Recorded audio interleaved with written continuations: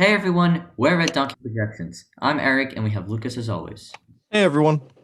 Today is January 3rd, 2021, and we will be talking about how the Speaker of the of Representatives election went. We will specifically be delving into the actual election process, including some exceptions we were not expecting. Then we will be talking about the winner, Nancy Pelosi's favorability and what she could and will be doing. And then we will be talking about potential successors to the House of Representatives in the next election. And spoiler alert, there are not that many. That is correct. And today is January 3rd. Today, Congress was inaugurated at noon today. And with that being said, let's get right into it.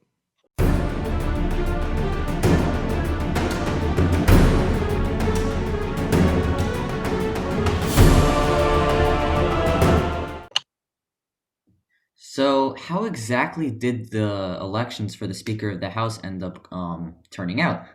So, as this article shows, it was very close. The the representatives voted, or there was 216 House of Representatives votes for Nancy Pelosi and 209 for Kevin McCarthy, the now new minority leader. And the percentage paints a more clearer picture, 50.3% to 48.5. And for context, you need over the majority to in order to become Speaker of the House. Yes, as Lucas highlighted, 216.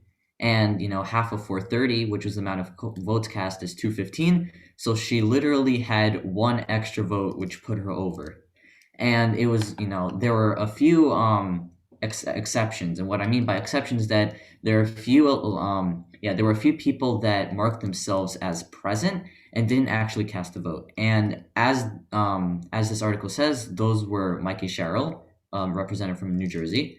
And then there was Abigail Spanberger and Alyssa Slotkin.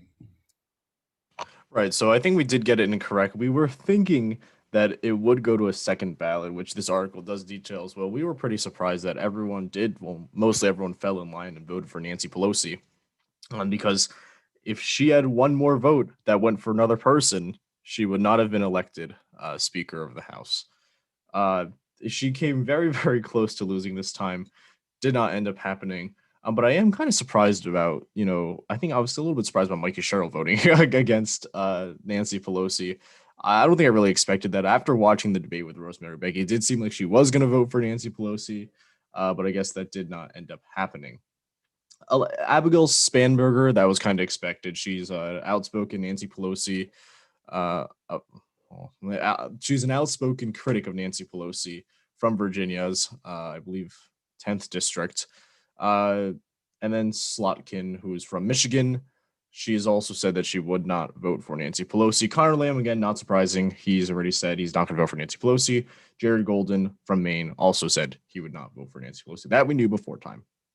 But the main takeaway from this is Nancy Pelosi won on the first ballot very, very narrowly, and this does make me think. Okay, in the next election, first of all, I don't think Republicans will. Well, I don't think Republicans will be in the minority in the next election. I think that they will probably take the House in 2022 if it is going to be a red wave that we've seen in the history in the past in history before. But what we know from this is Nancy Pelosi did get elected very, very narrowly. All right, let's dig a little bit into Nancy Pelosi's favorability versus unfavorability.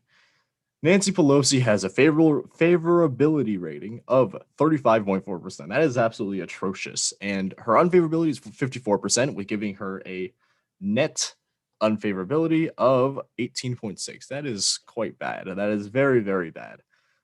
She is the second most unfavorable, I believe, by the net favorability, second only to Mitch McConnell, who is slightly more unfavorable than Nancy Pelosi. For reference, Donald Trump. He has a net unfavorability of I think -10. So the reason for that could be because executive leaders do have higher approval ratings than congressional leaders do. But still, Nancy Pelosi, 18.6%. This does show that not only does Congress not like her, but people don't like her either.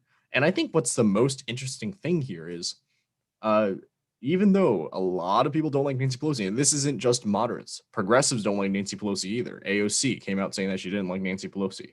They still fell in line and voted for her. AOC, despite saying many times she did not like Nancy Pelosi, still voted for Nancy Pelosi. Yeah, And it was yeah, many members like this. yeah, and I think there's a reason for that. Because as we explained in a previous video discussing the House elections, if in the first round of voting, Nancy Pelosi didn't get above 50%, there would just have to be a second round of a long voting process where a person would ask each and every representative who they voted for. And, this process would continue until some sort of candidate got over 50%. And they understood that sooner or later, they would have to vote for Nancy Pelosi in order to end this cycle. And, Democrats would, the more progressive ones specifically, would rather vote for an unpopular Democrat than a Republican, nevertheless. So instead of repeating the process, maybe some of them just decided to vote for the quote lesser of two evils on the first round. That's definitely possible. And we should probably discuss how Nancy Pelosi did improve with her own Democratic Party.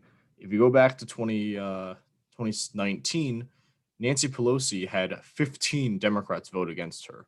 I think, yeah, four went to Sherry Bustos, two to Tammy Duckworth, and they were all over the place. But this time, a lot of these people who voted against Nancy Pelosi, one, didn't get reelected, or two, they ended up voting for Nancy Pelosi. For example, where is he? Jim Cooper, who voted present. He has constantly voted against Nancy Pelosi. I think this time he kind of realized, okay, I probably have to vote for Nancy Pelosi now. I don't know if I have another option here. Ron Kind also voted against Nancy Pelosi.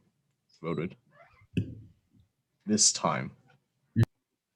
And maybe another reason why the majority ended up voting for Pelosi in the first round was because they knew this was her last term.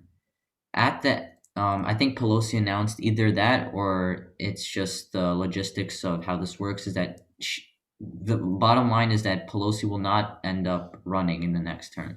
So they figured out, okay, yes, I either am going to delay the final result of Pelosi winning anyway, or I can just vote for her now, knowing that, for people that don't like her, she will only be there for one more term. Yeah, Pelosi actually did announce this in. She announced this before she got elected in 2019 to become speaker again. That if she got elected again, she would only serve 2 terms, and then after that, she would just retire from the speaker.